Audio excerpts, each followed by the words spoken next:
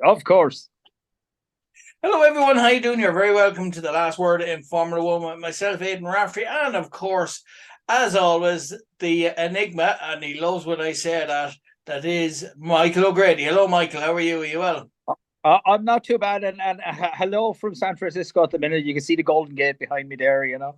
Yeah, yeah. It's lovely over It's here, a lovely it's a sun. lovely picture of the Golden Gate. Oh shit! I guess. No, Sorry. no, no. We're actually look. If you look close, you see a car going by. All right, yeah, sorry, slipping the tongue there, folks. Yeah, so this week we're looking ahead to the Dutch Grand Prix, and yeah, another interesting Grand Prix to have a look at for us this week. It is indeed, and if you're on the warm up right now, don't forget the practice one is on the 25th of August at 11:30 to 12. Race day is, of course, at 27 to 2 o'clock. I remember when races used to go 1 o'clock sharp, no matter where it went off the world. Well, Well, bar you some know what happened there? People started getting cut because it was sharp, so they decided. Probably, but I'd say it's more than won't get out of bed. I'm going for me Sunday dinner. I won't be back till 2 o'clock. Fair enough. Put up the sign saying "Gone fishing." Gone fishing. That's very true. Yeah. Now we have Circuit of San Devos. You've probably got it in front of you there because I'm curious as to figure out what exactly you think it looks like. Well, now, hang on now. Funny you should say. Funny you should say that. I don't know. Do you know what it actually looks like? It looks more like you got a few pieces of a spaghetti and just threw it, and it kind of, yeah. It's a weird. It looks kind of in parts like what could be said in parts a dangerous track, some dangerous bends there. Yeah, well, actually, You couldn't say with any great distinction or any great confidence what it actually looks like. well, you could actually, because if you get the track right and tilt it anti-clockwise by 90 degrees, it looks like a phaser from Star Trek. Or it looks like a number one. It could look like a number one if you turned it the other. That's true if you went the opposite direction. But never mind that anyway. But all very exciting. There are a lot of very funny bends, and maybe our good friend, the virtual safety car or the safety car, could be out here on a number of occasions with some of those bends. But I think, like we always mention, tire selection and the weather could have a part to play in this one. Oh, always. Now, this particular race is going to be an absolute sea of orange, is all I'm going to say to you. Because, you know, Dutch Grand Prix, who's driving? Well, we know who's winning the season at the moment. So it's going to be an absolute wall of orange, even if it rains. It's going to be absolutely, totally orange. Now, the weather forecast. Good or bad, I don't know. You can judge that one for yourself. Friday, there is a 40% chance of rain. Saturday, there is a 40% chance of rain, and the same on Sunday. So they are predicting rain in the race. Now, I suppose the best possible situation really would be if you got rain and then a dry air, then a dry bit, and then rain, you know, because I suppose changing tires and things like that comes into play. Then you always get, you know, people throwing the dice, going to see who's going to come out and stick tires first, or who's going to go to the wet weather tires first. You know, so you know, make it a bit more fun, as to say. Not that this track isn't fun already. It is a fantastic little track, I have to admit, and some very bad tight corners in the wet. It could be a complete nightmare, especially you know if you're looking at turn 12 and turn 3 because they're going to be trying to pull out of turn 3 quite quickly. And 11 and 12, you're right at the end of a DRS. So that could be fun, as they say. We shall wait and see. But I could see 12 look, because 11 and 12 or 12 and 11, it's like one bend after the other. 12 not too bad, but 11. Well, yeah, the thing is as well, you're on the DRS, you're coming down trying to overtake some guy, and suddenly you have a 90 degree to the right hand side. Now, 12 itself going the opposite way. I think what could probably happen is people might overcook it trying to overtake into 11 and then run wide around 12, allowing the guy to kick on the inside and take the place back. I'd say you might see a fair bit of that if it's raining. Dry weather, no, that's not going to be an issue. But the wet weather, I'd say you're going to see a few places taken back there. Whereas the main straight, of course, has the other DRS activation area just after turn 13 all the way down to turn 1. And then the wet, turn 14 is normally flat out in the wet. That's kind of debatable. I'm not sure too many people will be doing that now in the wet personally, but yeah, you never know. That might surprise us. If anyone's going to do it, it's definitely Max Verstappen, isn't it?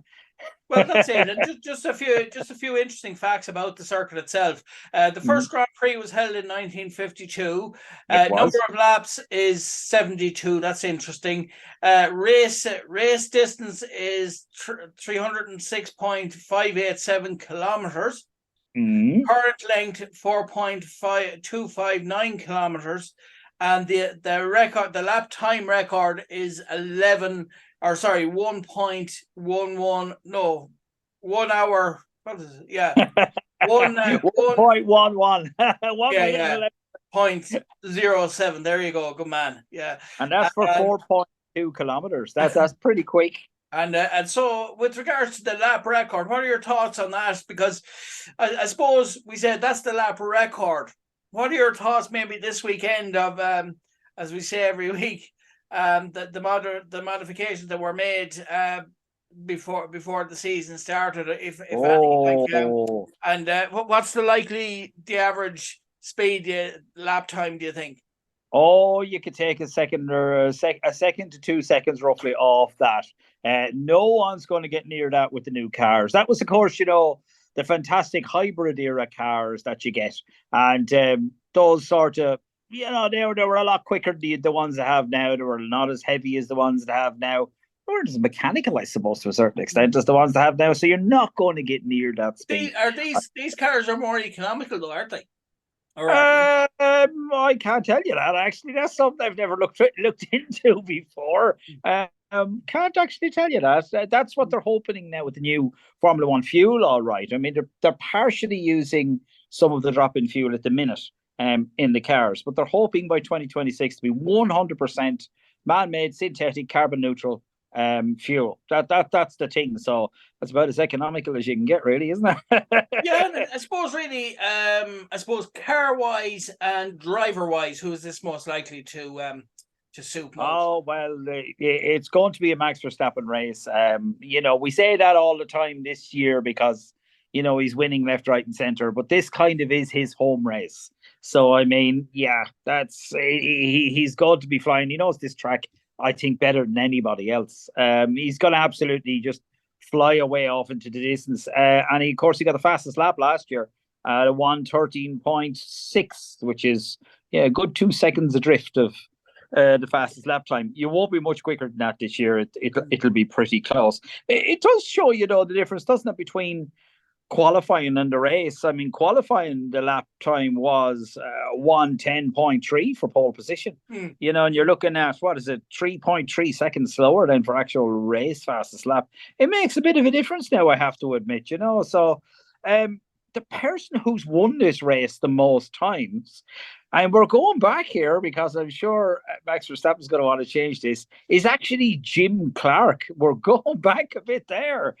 He's won it 4 times more than anybody else. And of course, the most wins in constructors, we're getting pretty used to the fact it's Ferrari. Not a surprise. As a brief history lesson here, you're saying we're going back. So that particular driver you were just saying there, what era from when did he start and when did he finish Formula One?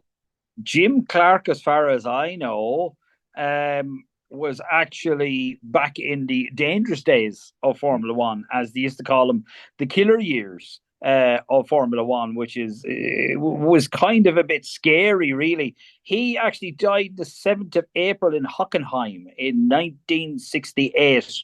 So there you go. You're looking at basically the 60s when this guy was driving around the place. It was it was not a good time for Formula One. It really was not a good time for Formula One. Really, I mean, I was watching a program on it there not that long ago, and a couple of the drivers were on it. I can't think of the man's name. Little Scottish driver, nice guy. It'll come back to me. It'll come back to me. But he was saying, if someone crashed, there'd often be a death at the race. Someone would die, and just the race wouldn't stop. It would just keep going. They'd just wave yellow flags and they'd go around the car, and that would be it. No safety car back then, of course. It was yellow flags. That was about it, So there was no kind of slowing down. But I see here, I just popped into his profile for a second. His active years were 1960 to 1968. And I am telling you, and the only team it seems he's ever driven for is Lotus. That's it. The whole time he was there, it's his team's Lotus. But if you're going to drive for a team, you might as well go to the top, like Lotus are. Well, Lotus were at the top at the time, in fairness, in fairness to that. And he won 2 World Championships, 1963 and 1965. So there you go. Only 25 wins in his career, which I suppose, to a certain extent, with the top drivers these days, that's not actually very much. I think there was, the consistency of wins you see these days with cars. You didn't see that back then. There was an awful lot. It wasn't who drove the best car at times. You know what I mean? So it was a totally different sort of situation altogether, really.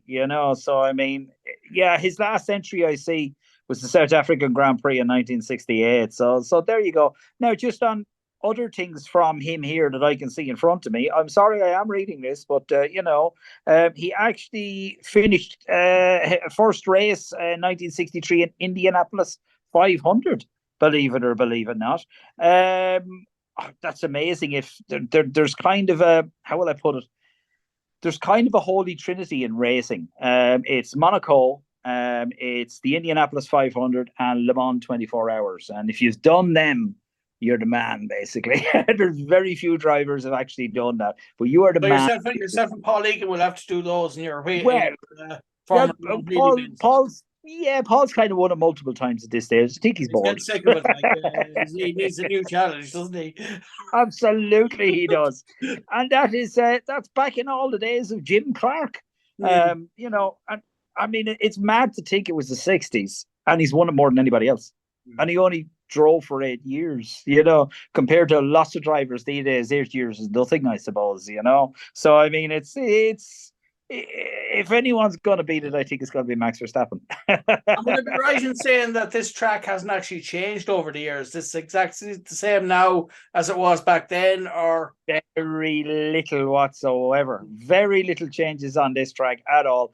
Practically none, to be honest with you. I think the Hans Ernest Brock corner, I think they call it. Please don't quote me on my pronunciation, and if I got it wrong, I wouldn't be at all surprised. I think that was you're not always right, but you're never wrong. That's correct. That is actually correct. But I believe they've tweaked that. That is about the only main tweak on the track since it started. I mean, kind of.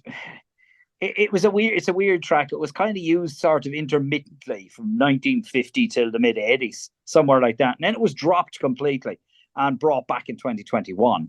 So, much to Max Verstappen's, maybe Max Verstappen even helped it start again. You wouldn't know, because he's doing so well. Well, let's get another Formula One back, which isn't such a bad thing. But, it is an interesting situation, as to say, yourself, it is a nice track. I do like it. I absolutely love this track, and I hope it doesn't go away for a long, long time. I can actually remember watching races on it in the 80s. That'll tell you.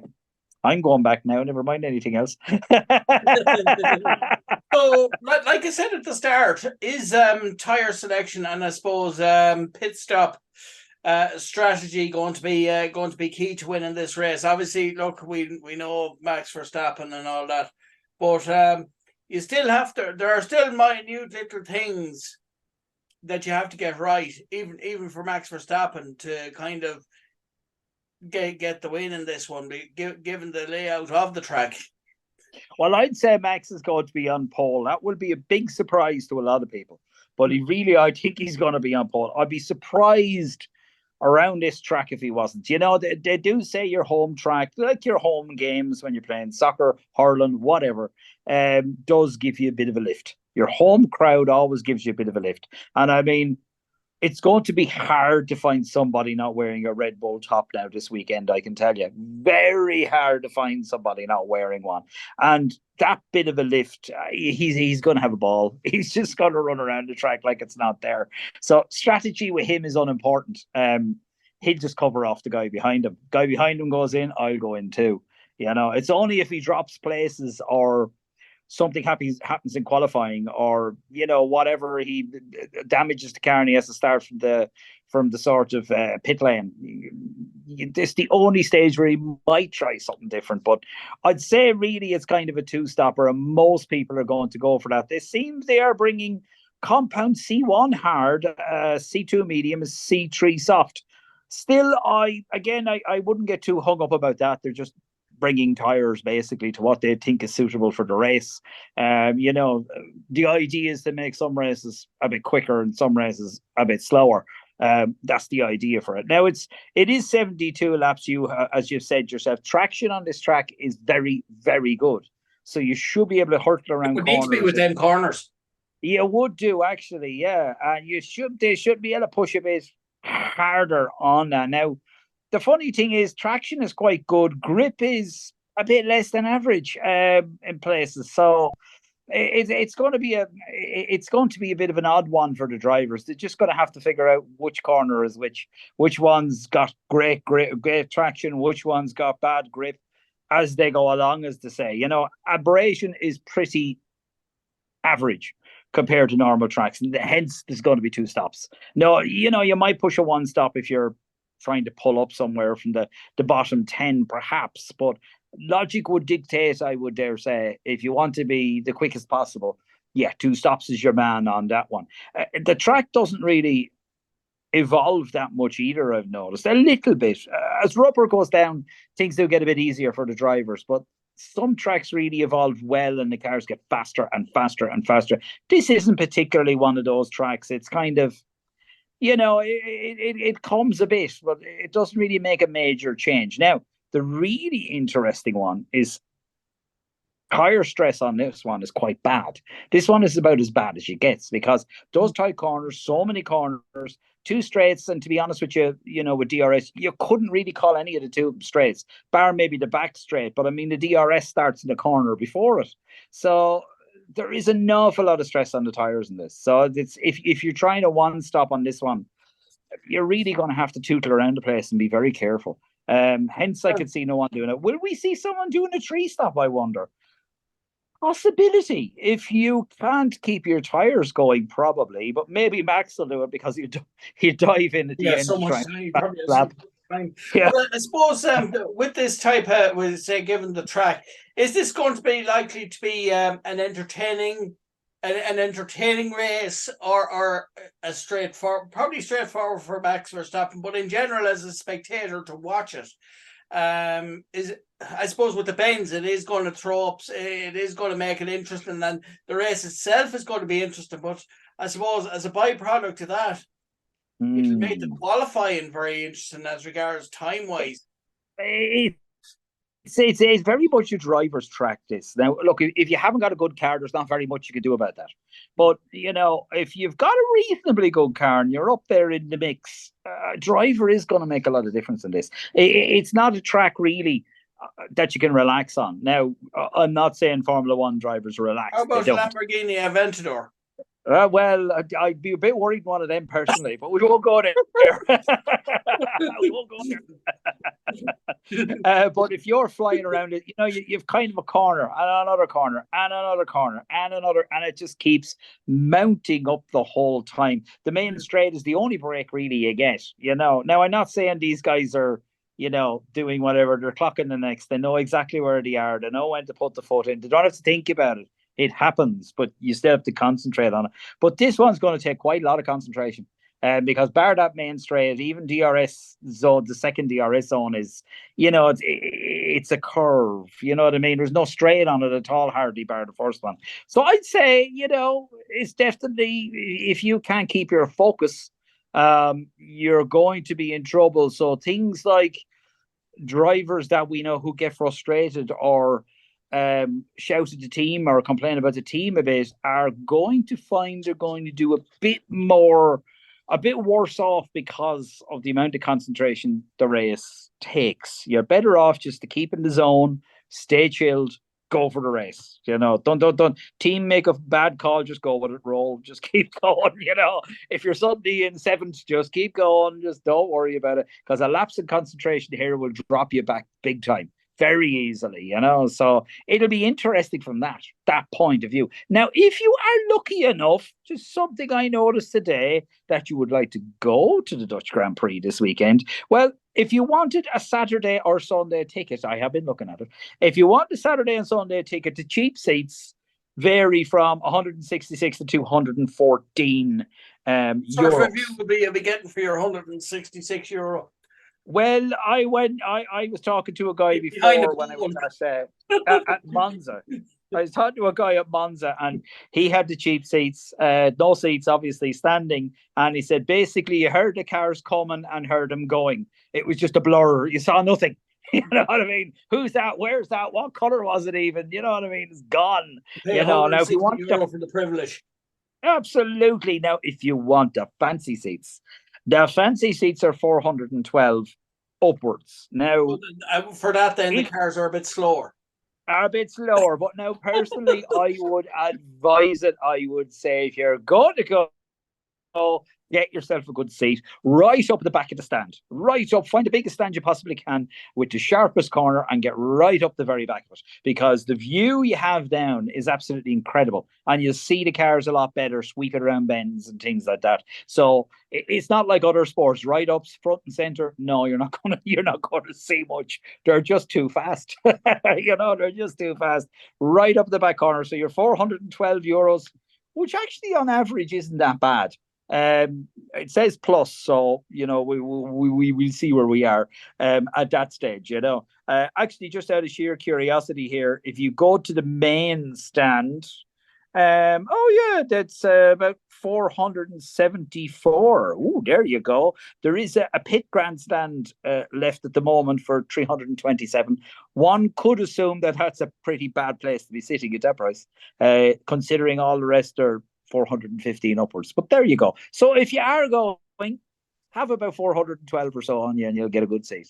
Looking at the track, like I say, as I say every week, and he loves this question.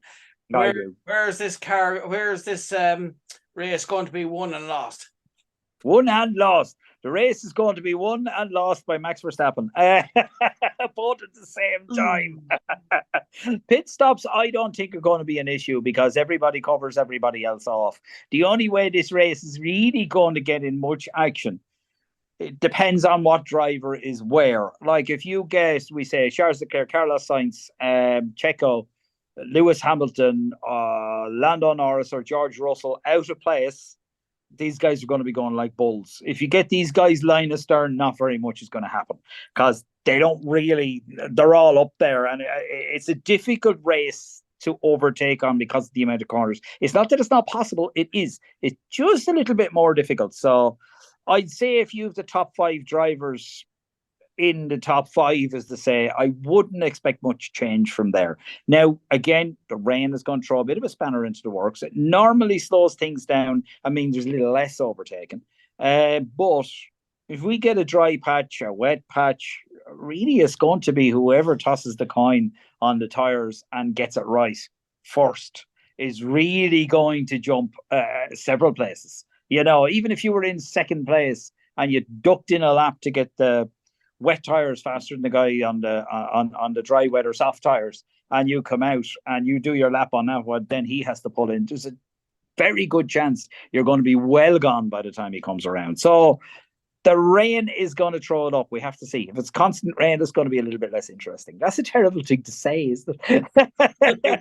Just to run down through the top 10, and then we'll get your top 5 then in a few minutes then after that. Number 1, actually, surprise, is Max Verstappen. When did that happen? Way ahead on 314 points. And you'll see what I mean here, folks, when I say Sergio Perez is in second on 189 points. Now, that is a big gap. That is a massive gap. In third, then, you have Fernando Alonso on 149 points. That's a bit of a sizable gap as well, but not as sizable gap as between first and second. No. Fernando Alonso, 149 points. Lewis Hamilton close behind him on 148 points. What's your thoughts on that, actually, how Lewis Hamilton will get on in this race? Well, there's a bit of an oddball going on here because, as we know, Fernando was a hell of a lot more ahead originally, because the Aston Martins are doing absolutely amazing, and the last two or three races have been very lackluster. So there's been a bit of a talk before they went off for this little bit of a 3 week hiatus that they're going to do something to make the car a bit more competitive, and they should do. I mean, you had Fernando Alonso podium after podium after podium after podium, well capable of doing it if you give him the car. And then you've Lewis Hamilton, whose car is very consistent. It doesn't really. It's not particularly fast. It's up near the fastest ones, but it wouldn't be as quick as the Red Bulls, shall we say? But now McLaren are throwing, or Mercedes, sorry, are throwing in the towel, and they're not developing the car anymore for the rest of this year. They're concentrating on next year's car. That's kind of going to be perhaps a little bit of a demoralizing effect, maybe perhaps. So it could be, if Aston Martin can step that car up just a little bit, could well be game, set, and match Fernando Alonso, and he would be more than happy to be ahead of Lewis Hamilton at the end of the year.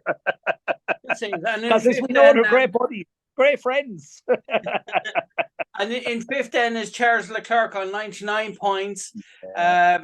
In sixth is George Russell on 99 point joint. Oh, that's interesting. Yes. Seventh, we have Carlos Sainz on 92. Then there's a bit of a gap then between seventh and eighth, as in Lando Norris is on 69 points in eighth place.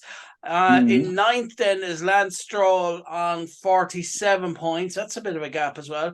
And Esteban Ocon in 10th on 35. Your thoughts on that? Well, one thing that's always struck me about this is the drivers themselves. You have a number one driver and a number two driver. Are you in the best car? Yes.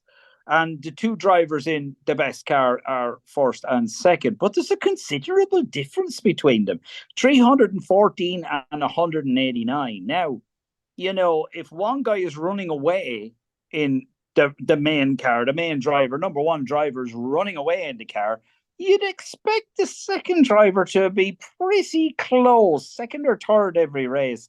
It's not a good situation, really. And you see it again with Aston Martin, with Fernando Alonso in third and Lance Stroll in ninth. You're kind of wondering what's going on there. You can't help but think if Lance was, if you had someone the equal or just about as good as Fernando Alonso, which they should have, that they could be higher in the Constructors' Championship. But, with him seventh, with him ninth, that's not really going to help. You've Lewis Hamilton and George Russell. Yeah, there's not that much of a difference, I think, between the two of them. Charles Leclerc, Carlos Sainz, the same. But the one that's been very impressive, and I reckon he's going to be impressive this weekend again, is Lando Norris and the McLaren. I don't know where they're coming out of. I don't know how they're doing it, but they are clawing it back, slowly but surely moving forwards. I think Carlos Sainz should squarely have his eye on Lando Norris right now, because he could easily take him before the end of the year. And indeed, where are we? 99, 92, and then Lando Norris is 69. If I was Charles Leclerc or George Russell, I wouldn't be too comfortable either. I suppose with in the past, like we do nearly every week or every couple of weeks, we say that there are some cars that are better on straight stretches, and then there's other cars that are better on where there's bends, a lot of bends. This is likely to be beneficial for those cars that are good kind of around bends. So I suppose with that in mind, like, is it the Mercedes? Is it the Ferraris? What cars would this suit? Like, taking into consideration that there's more bends than straight. There's only one straight, actually, isn't there, on it? That's it, really. That's it. The other DRS zone is actually, it'll be flat out, but it's not exactly a straight. It's a curve. It's a gentle curve, but still a curve. In wet weather now, that could be interesting, that curve. We'll have to wait and see. Someone runs a little bit wide now on that. I wouldn't like to be driving it. I'll put it like that to you, if you're going to run wide. This should be a better race for Ferrari. Ferrari don't like... Now, they have a very fast car and a very good engine. And, there's been races where people have been trying to get by them with DRS and they can't, because that's the speed of the Ferrari. But at the same time, I've always noticed with Ferrari, even when they have a fast car, tight, twisty tracks tend to suit them more. European tracks tend to suit them more, which is tight, twisty tracks, as a general rule, tend to suit Ferrari more. So I think there might be a bit of a lift for Ferrari there. Mercedes, I don't think makes a blind bit of difference. Neither does Red Bull, really. Williams are definitely going to be out of sorts this weekend. That thing is a rocket in a straight line. Can't get around a corner to save its life. So they are going to be well out. Need a good roundabout to get around the bend, I suppose. Oh, stop the lights. And I don't think it's going to be an Alpine race either. I think if they've tweaked that Aston Martin a bit, just a wee bit, just to get it back up on in line again, I think Fernando Alonso will be racing past people like they're stopped. He is good on this track. You just have to give him the car, and they need a little bit more speed. They've been very lackluster the last 3 races. It's almost like a step back. Everyone felt amazed by Alonso. I think for the most of the half season so far, just the last 3 races, there seems to be something, and it doesn't seem to be him. He seems to be there pushing and just fighting and doing his level best. But it's gone from running around in 3rd place and saying, oh, that was a good overtake by my teammate, that he's seen on the big screen just over his head as he's going around. That's the capacity of Fernando Alonso, to sort of way back beyond that and just eyes on stalk, sort of waiting for someone to come at you from all different directions. So I hope to do. Is this going to be a track that will shake up the usual top 5 that'll finish the race? I don't think so. I don't honestly think so. I think the biggest shaker at the minute is going to be definitely Aston Martin, if they can get that car moving. McLaren are doing better. They were a shaker a couple of weeks ago, maybe 2 or 3 races ago, but now we're kind of used to him being there. You know what I mean? We're used to Lando Norris being there. So if Lando Norris is in the top 5, it's, oh yeah, he's back in the top 5 again. So what's your top 5? My top 5, it really depends on the car. I know who I want in 3rd place, and that will be Fernando Alonso. I'd like to see him back in there again. That really depends on if they've turned that car up a little bit or not. If they haven't, he's in trouble. I think he'd be in the points, but he won't be in enough points. I think we might get a massive surprise actually in this race, and who's going to win it. It could be Max Verstappen. I'm not quite sure, but if anyone wants to take a bet with me, I reckon it'll be Max Verstappen. Sergio Perez, no, he's not going to get second. He wants second. He wants to be up there. He's not going to get it. I think you're going to be. Is he good enough to get second? Well, he's a good driver, but it's just he seems to be keep falling back all the time for absolutely no apparent reason that I cannot figure out why. He should be a lot more near the front. The car is good, we know this. The driver is good, we know this. There's something wrong. I don't know what it is. I don't know if it's psychological or bad luck. You can't tell at the minute. But he's just, he should be an awful lot closer to his teammate. At the start of the year, he was kind of saying to himself, well, I'm going to fight him for the World Championship. Way too far behind now. I wouldn't be surprised if the way I'm looking at it, if Lando Norris was second and Charles Leclerc was 3rd with Sergio Perez 4th, I'd say would be a pretty good situation on that one. And I'd put Hamilton in 5th after that one. Now, I'd love to see Alonso coming up there, but I can't.